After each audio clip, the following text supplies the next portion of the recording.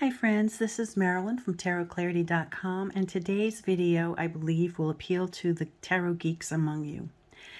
For those of you who are interested in tarot history or prehistory. Today's focus is on the deck of Montagna, or the Mantegna Tarot deck as it is called inappropriately.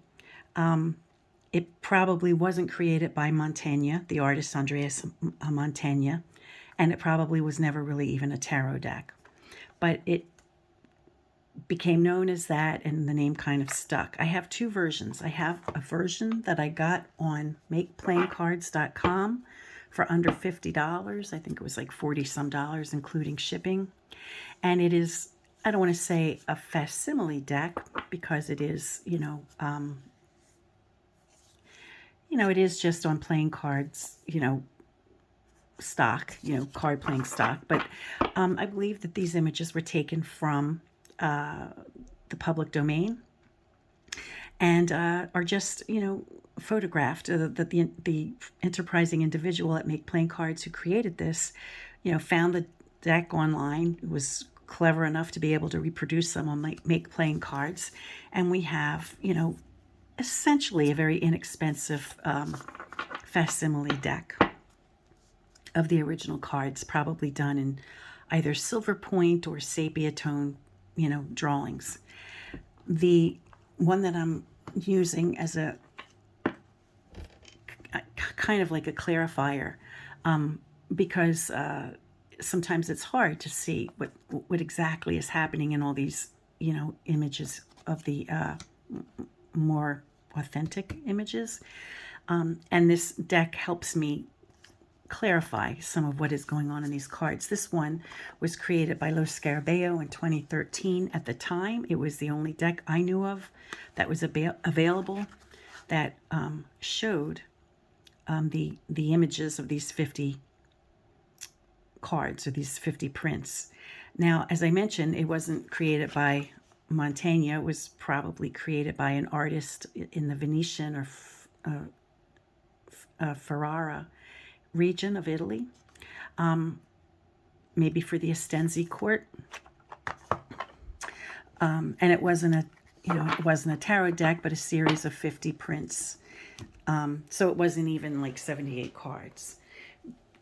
But I think, maybe it was confused with a tarot deck or called a tarot deck because many of the images in this pack of 50 images coincide with what appears in the trump cards of a tarot deck. So, and they were created, these images were created around the same time, probably as the Visconti Sforza, for the another noble family, in the Estensi court, as I mentioned. And so, it's a contemporary collection to when the earliest tarot cards were probably created. So it's either, it coexisted at the same time as the earliest tarot decks or decks of Trionfi in Italy, or, maybe it was even a precursor,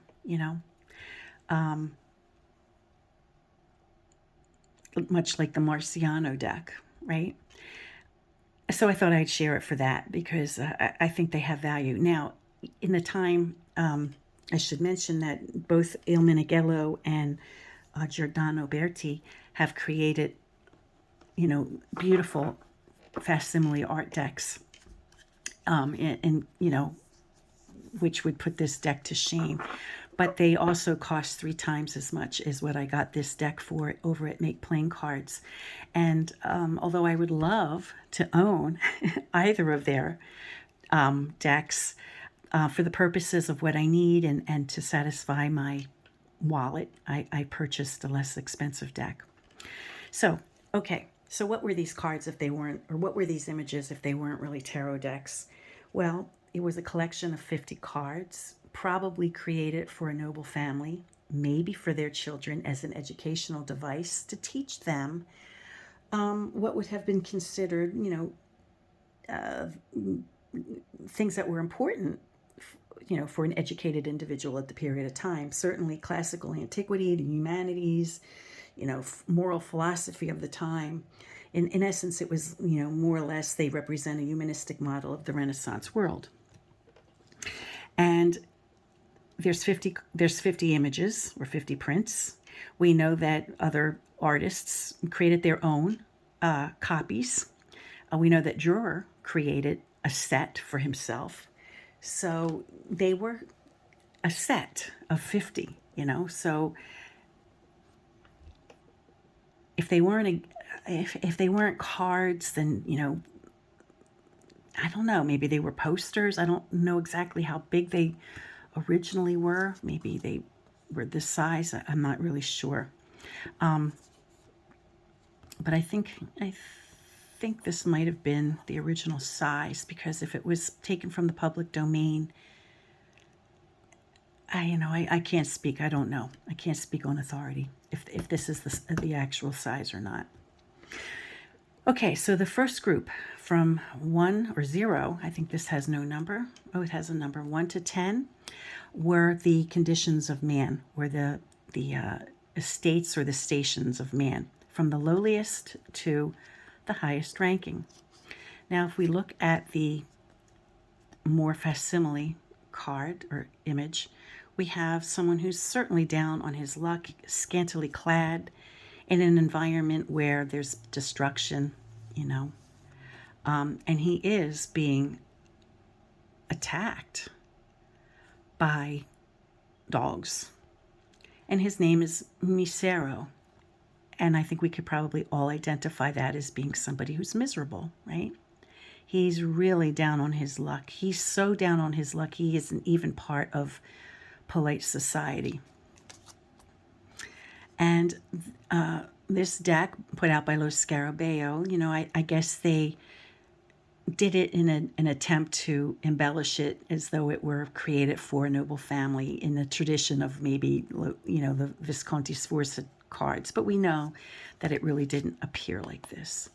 But still, when I look at this particular deck, it helps me understand what I'm seeing, because sometimes I can't see or really clearly because the lines are a little bit faint. So here, who does he remind you of? He kind of reminds us of the Fool, right? He does have a number. He's given the number 1, right? He is given the number 1, but he's kind of like the lowest ranking individual in society. Followed by the Servant, who kind of appears as a Page of Cups. And although the cloth doesn't cover this vessel as it does in the Page of Cups in a traditional tarot deck, he still reminds me of the Page of Cups. And he's identified as a servant. Another handy reason to have this deck is that, we get the translation, or a close translation of what it is we're looking at.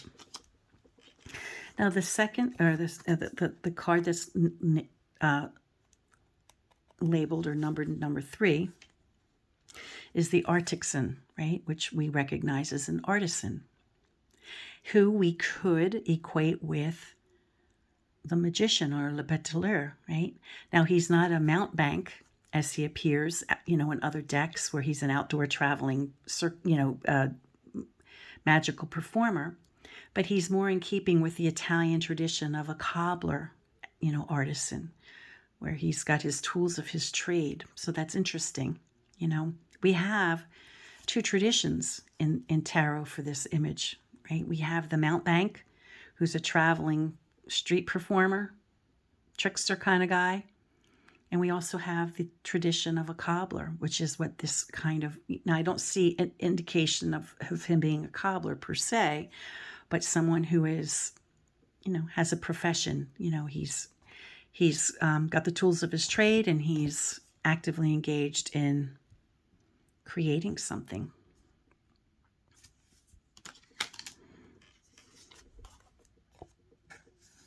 So here we have a merchant. Now, the business class. the bankers.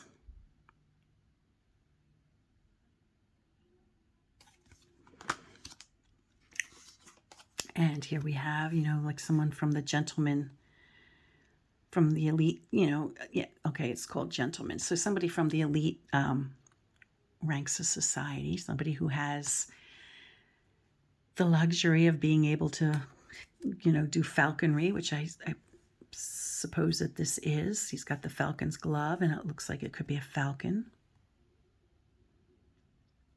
And the hunt with the dogs.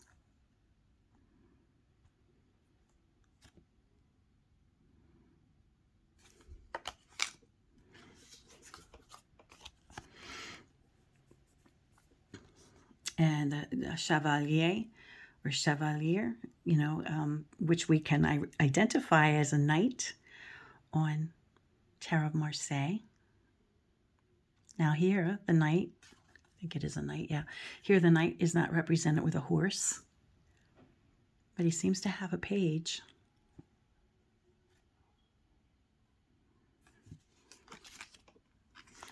And then the a duke. Okay, that must be duke. Yep, a duke. So we're getting higher up the social ladder, right? Then we have probably a king. Yep, we have a king.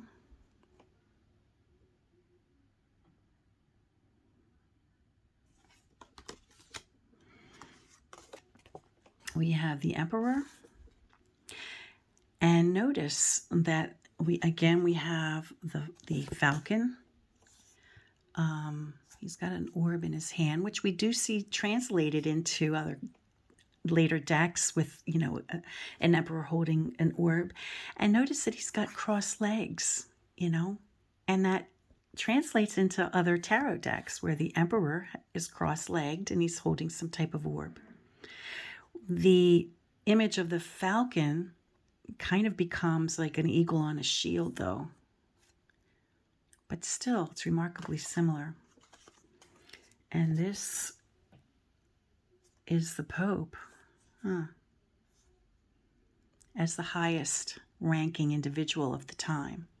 Now, this Pope sort of, you know, well, I guess he looks a little more masculine here.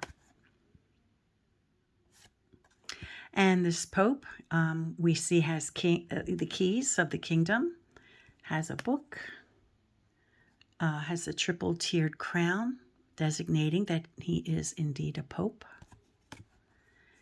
And is there anything on this card? And he's got a book we see usually in the High Priestess, or the female Pope, rather. I use that word because I see High Priest here.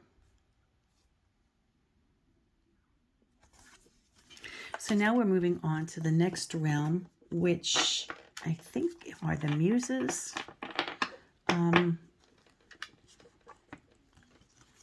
You know, and what they represent. So here we have Calliope.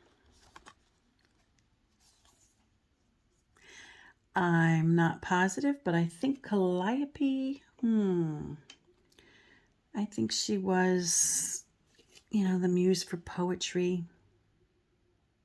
I think that's what she, no, I think all these muses, with the exception of one, are represented with musical instruments. But I believe that Calliope represented poetry in general. And here we see her with, I don't even know what that is, some type of horn, a fountain, an orb of some type. And another thing which is interesting is that these facsimile cards seem to be embellished in certain cards with gold. Now, that might, this one, you know, Calliope might be the first, but I'm not sure.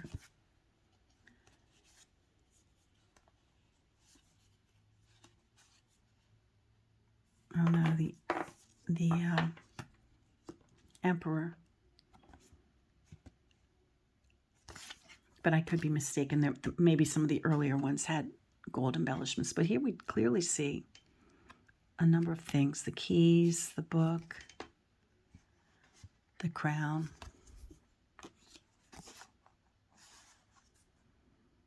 And in this case, the musical instrument and the orb. Now, I don't know how important the landscape is. And, you know, some of what we see on these cards is lost to us. You know, we just, you know, a medieval audience or a Renaissance audience would have readily identified, you know, their symbols, right? And we just don't know them, or I don't anyway. I think it's also interesting, and I don't know if it's coincidence or not, that the backs of both of these decks have a similar color.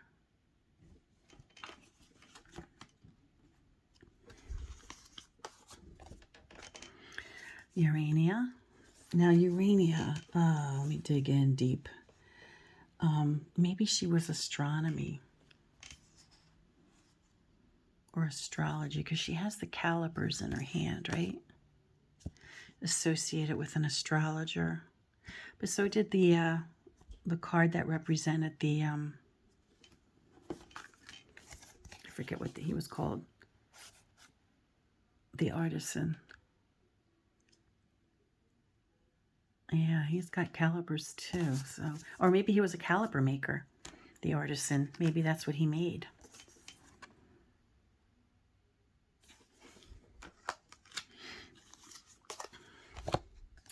And like the stations of man, or the conditions of man, these muses are ranked from lowest to highest order. Oh, this individual, what's her name? Terpsichore. Dance, maybe?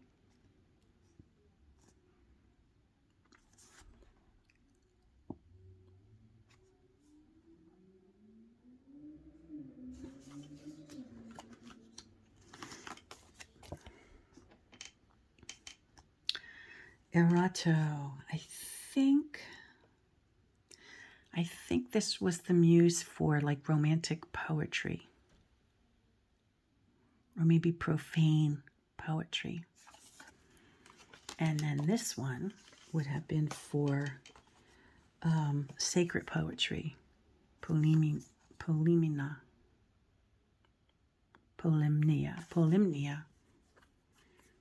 I think this one would be for sacred poetry.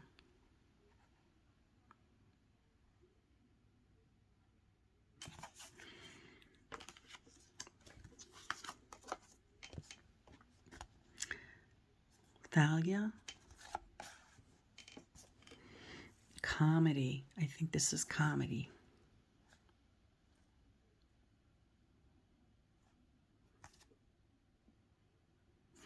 And then it stands to reason that the next card would be tragedy. It would be if this was Melpomene. Let's see, yeah, Melpomene.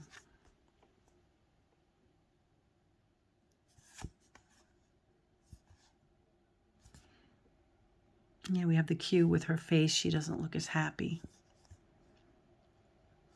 But the horn is very specific. So I don't know what other visual clues, you know, would have triggered or made an audience understood, you know, that it represented tragedy. Okay, here we have, can't even read it. Euterpe. And I think she was the muse of music.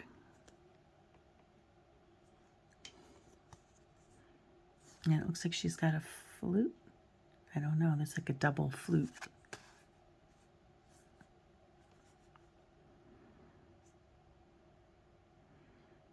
She's chilling against a tree.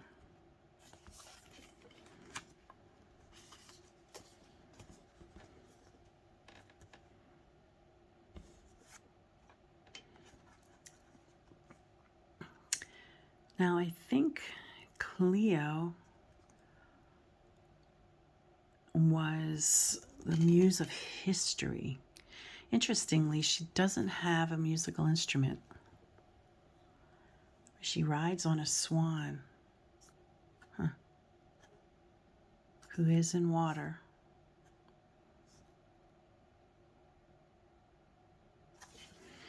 And of course, the one who ruled over the muses would have been Apollo, and he is the card, or he is the image that completes that set of 10. So we're on 20. And he has 2 swans. Okay, moving along to the next group, which would have been the humanities, like poetry, and the ologies, like philosophy and theology and rhetoric and that kind of stuff. Grammar. And what is she holding? Now, I don't know what that's an image. I don't know what that is. Interesting. And you can't quite make it out here too well, but in this one you can tell she's holding a vessel.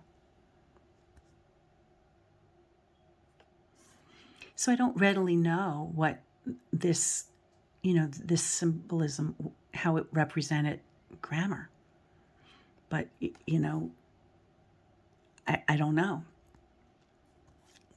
But it did, and people recognized it as being such. So it's, that just goes to show how much we don't know about the images. We connect the dots a lot of times. But the more you study and the more you look at even cards or images like this, to help flesh out or to have greater understanding of the medieval mind, of the period of time in which these cards, tarot cards in general, were created. Okay, here we have logic. Let me make sure. Yeah, logic.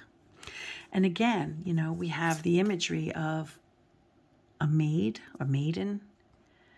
I can't make that out, so I have to look over here with some kind of like little serpent creature with a translucent veil. Like, how does that represent logic? That, this iconography would have been known to the people of the time. And so when you see something like this, and it's called logic, and then you see something like this in another, elsewhere, and you see it in the Rider-Waite-Smith deck in the 7 of Cups, I think it is, that this is one of the things I think that you see in that deck. So now you know where it came from, right? You know that represents logic, that this this imagery, is specific to a concept. So it's just fascinating. The more you study, the more you learn. What number are we on? We're on 23, so we're in the low cards yet. This is rhetoric, and we have a female crowned, authoritative with a sword, and 2 angels, 2 winged creatures with a type of horn.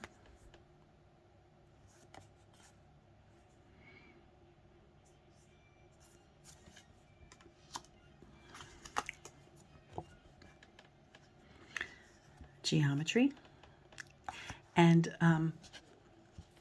we see here, the shapes, geometric shapes. So that is something clear that we understand, right? That's something that we can grasp as a present day learner.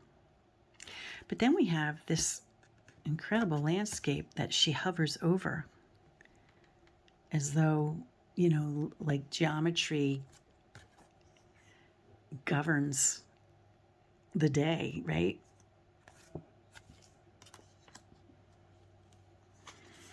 Okay, the next, arithmetic. Now, it's kind of hard to tell what it is, but it appears as though she's counting, and they look like they might be coins, but I don't know. They could be beans or something. Arithmetic. And she does appear to have a halo.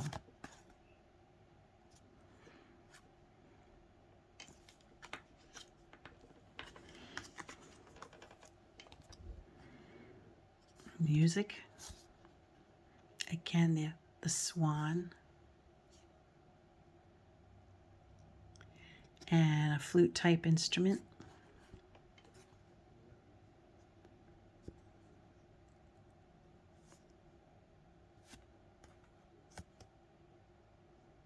Yeah, I can't make out.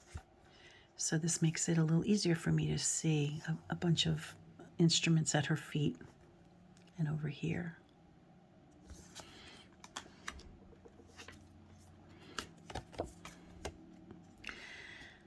Poetry in general. Okay, and we have a little body of water, a little image of a landscape under a night sky. We have a type of vessel and a fountain, individual playing music.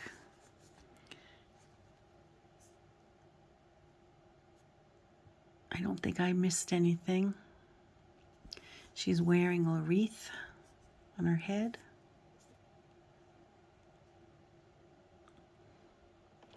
So we see, this is interesting because, maybe, we see a reference to star, we see a picture, we see water. So, does this card of poetry overlap with the star card? Like, could that be part of, could that be a reference, or even, it's not temperance because it's only one picture. But we do have a body of water in the fountain as well as on the ground. It was just the way they symbolized poetry, I guess.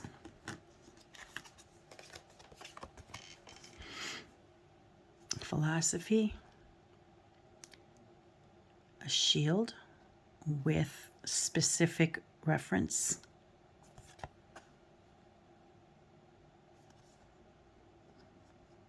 And an arrow.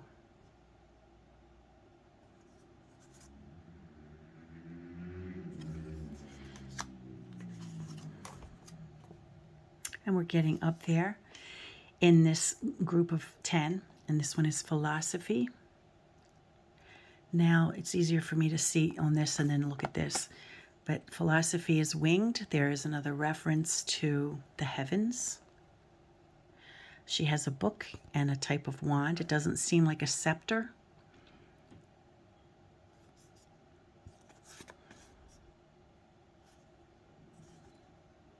And because it is astrology, then it's reference to the night sky, or obviously the heavens. She's wearing a crown of stars. Yeah, they look like a crown of stars.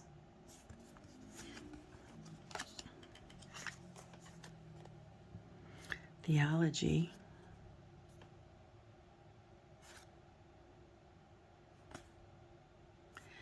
With two faces, man and woman.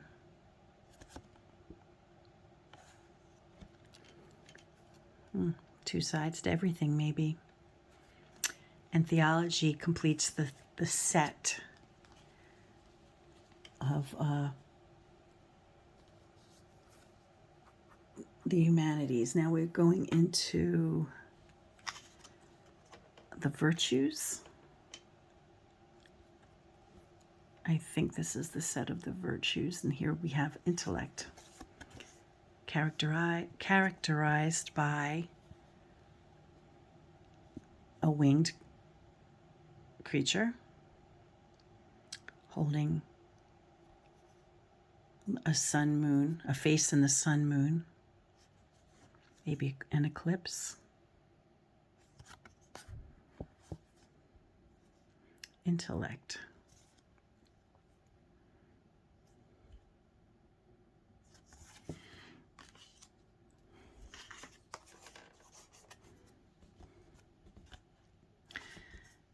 Okay, we have the senses. described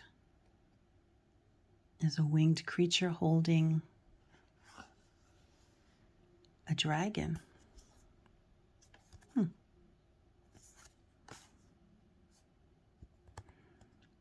And standing in a landscape in a topiary landscape, it looks like.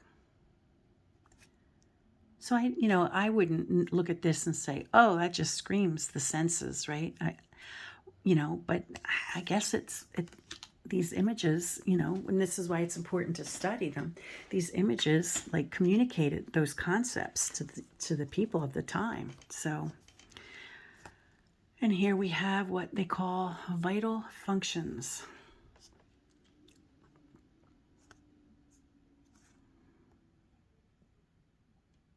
And what is going on in this globe?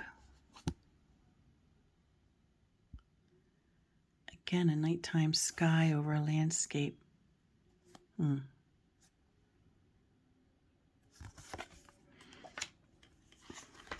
I don't readily make the connections, Okay, here we have temperance. So we have a clear reference to one of the tarot cards, right? A woman with two pictures and some type of creature who's looking at his own reflection in a mirror.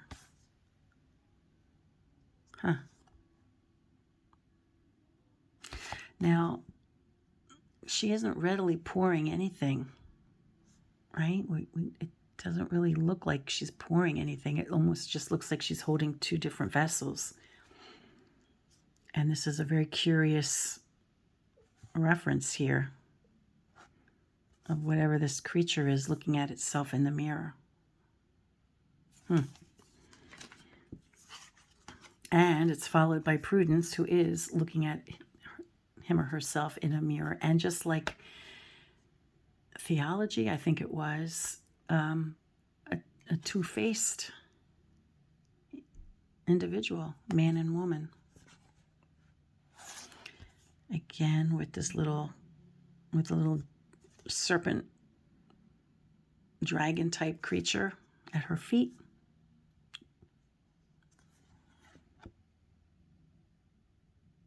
Well, and we're only on 35, so prudence isn't even one of the highest, kind of midstream virtue, right? Because if these are the virtues, which one is going to win the prize for being the highest? Here we have fortitude, and we commonly see, in tarot decks, either a maid or maiden with a column or a lion, and here we have both, right? So we have fortitude referenced both ways with a column and a lion, and then even her garb has a lion depicted on it, and her mask. Oh, she has a headpiece. See, I couldn't make it out there, but she has like a headpiece. And you can clearly see her clothes looking like a lion. So an early representation of fortitude, there's, precedence of both a column and a lion, at least around the mid 1400s when this was created. Okay, Justice with her usual accoutrements, the sword, scale, but here we have some kind of crane or egret or something. I'm not sure exactly what that is.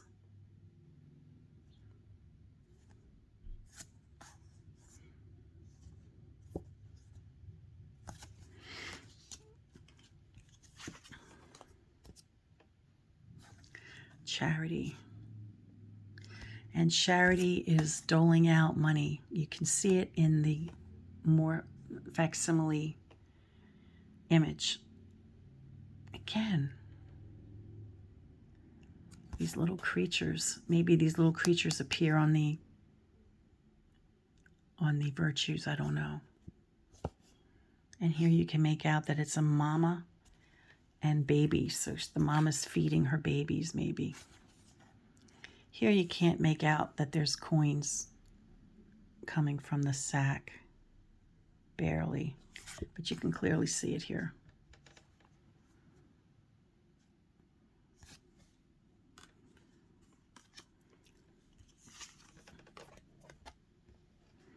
Hope.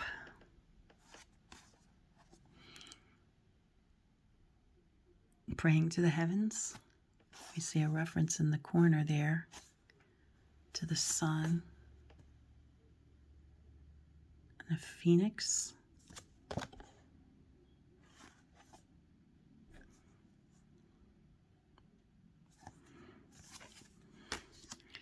And the highest virtue they have is faith. Huh.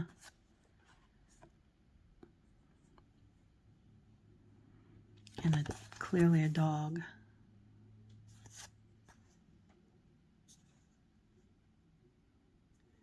And a crucifix or a cross. And what appears to be the Eucharist. I don't know, it looks like the Eucharist here.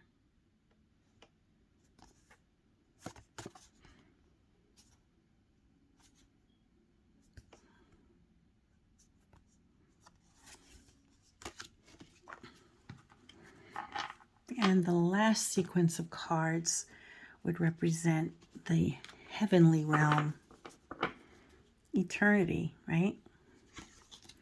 So here we have, I can't make it out, I can't read the word, the moon. So we have a female figure flying across the sky above a landscape of water and land. And I believe she's holding a moon, but you can't make it out in this one so well. But you can make it out here. So the phases of the moon, I guess this is what this would represent. You know, an individual in a chariot flying across the sky would show the phases of the moon, is my guess. And then we have Mercury. So the planet Mercury represented by the god Mercury. He's got the usual emblems that identify Mercury. Plus one I didn't know of, the rooster. And this.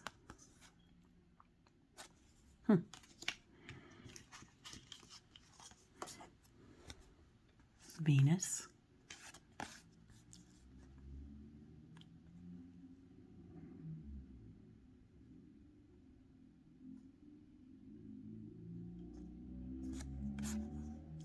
And this clearly looks like an allusion to a story we probably should know, or I should probably know, which after I do this video, I'll go look it up.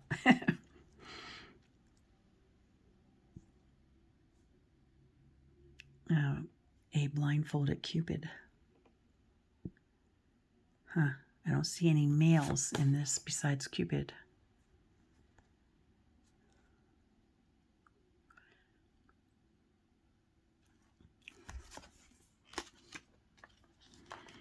And then we have the reverse of the moon card representing the sun. Okay, the sun. So I guess, you know, the travel, again, a woman in a chariot holding the sun, right? Representing how the sun goes through the sky. And a reference to someone falling. Icarus, maybe?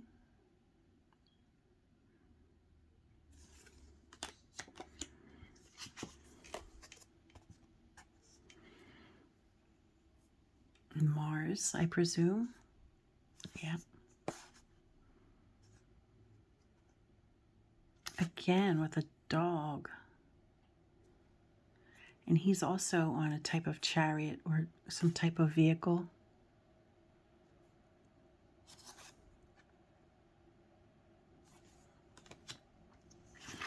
And look, we have like, you know, a mandala, right? Kind of similar to what we see on the world card. And this one's called Jupiter, you know, who is, I guess, in, you know, the pantheon of Greek gods. I guess this would have been the Italian version. Kind of like the,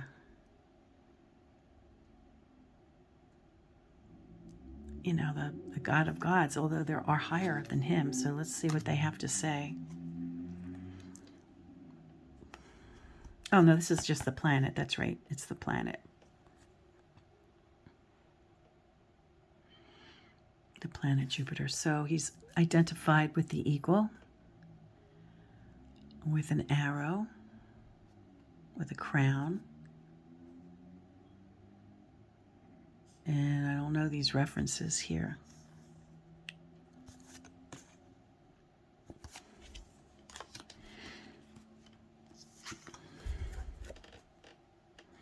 Saturn, with the myth of meeting his children.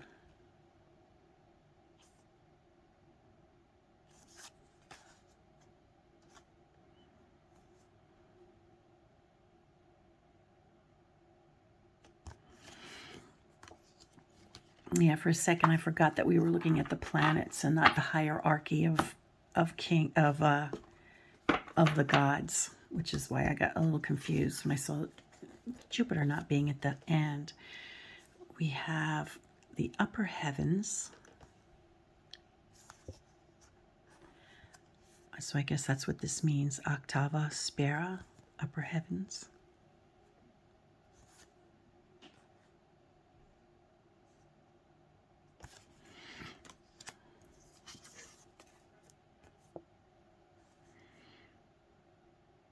Celestial power, huh? That's how it's being translated.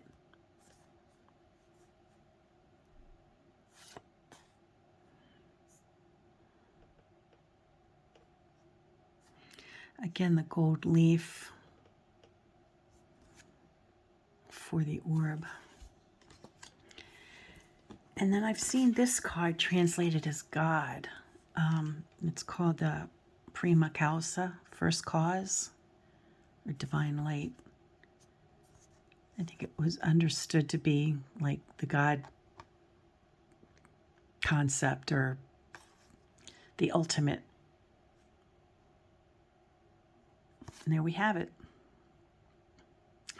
So, you know, even looking at it as a person who's not particularly well, you know, scripted of Greek mythology, right, or Roman mythology, you know, I think it's important to look at, anything that you can get your hands on from the period of time, right? And to start being able to make connections, you know, to the tarot deck, because, you know, as we saw, there were many images in the Montagna collection of 50 prints, right, that are represented on a tarot deck.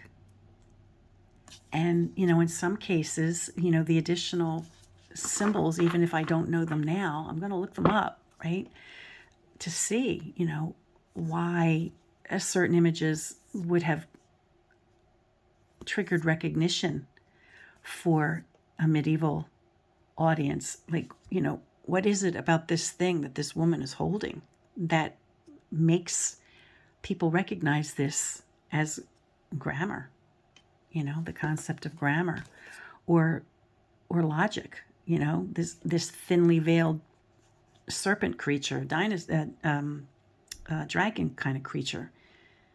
How, you know, like, it just makes me want to learn more about what those symbols represented. So I kind of did this video kind of cold turkey, with just, you know, just looking at them as though I'm looking at them for the first time.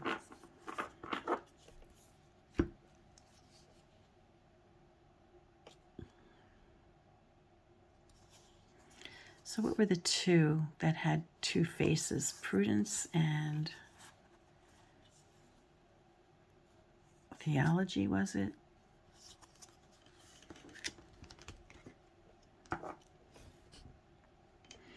I think it was theology, but I'm not sure.